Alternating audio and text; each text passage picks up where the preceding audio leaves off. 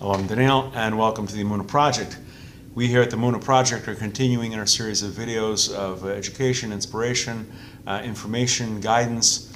And today I'd like to share with you a Rashi with respect to a passage in the book of Exodus.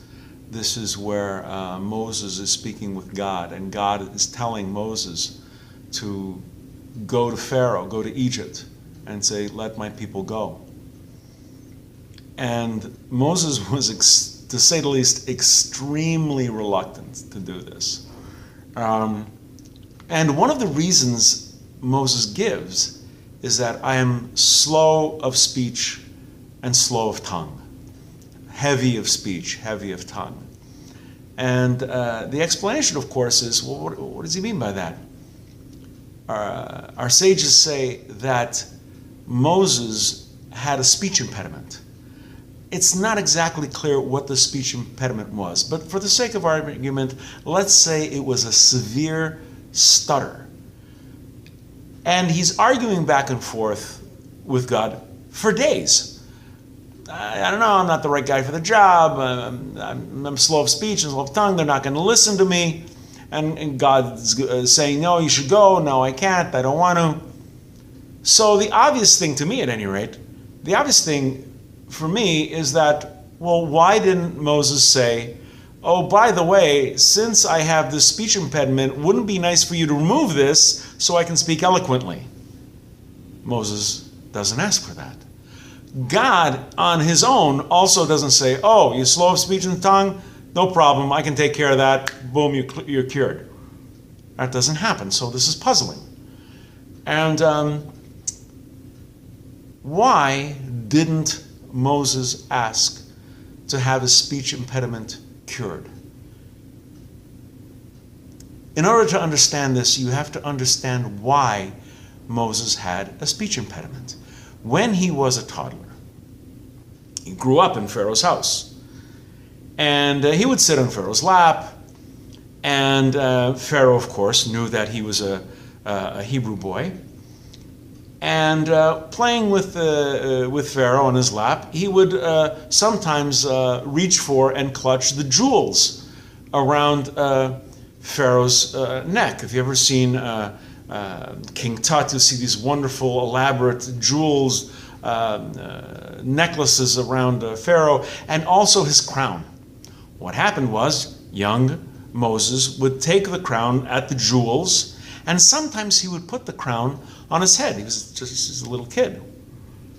Pharaoh's advisors became concerned because they knew that at one point the Jewish people would have a liberator. The Hebrews, the Israelites would have a liberator who would come and save them and get them out of bondage. They suspected this very, very highly. And they said, you know what? You got to get rid of this kid. He's going to be trouble. Another advisor, who by the way was Jethro, who eventually became his father-in-law, he says, Pharaoh, come on, he's just being a kid. You know, relax. Kids grab things, you know, they do. Anyone's ever held a young child, immediately they go for the glasses. That's what they do. Don't read too much into this. Pharaoh was still a little concerned. And so Jethro came up with an interesting solution. He says, this is what we're going to do. We're going to get two plates. On one, we're going to have a couple of jewels, and on the other one, we're going to have a couple of glowing coals. We'll see which one he goes for. Sure enough, this is what they do. A plate full of rubies and diamonds, and the other one, a couple of glowing coals. Now, Moses is a smart kid. He's about to go for the jewels. The angel Gabriel, moves his hand aside, and the little child Moses grabs a coal, and immediately what happens when you touch something, sometimes reflexively you grab to it. Also when you burn your hand, the first thing you do, put it in your mouth. And so the coal, the burning coal, before anyone could stop him, scarred his mouth and tongue. And that was the source of the speech impediment. Why does this make a difference? Because Moses never asked God to cure the speech impediment because Moses wanted to keep it as a reminder to always be grateful for God that guided his hand and basically saved his life. God did not on his own cure the speech impediment because he knew that Moses didn't ask for it because he wanted to keep the speech impediment.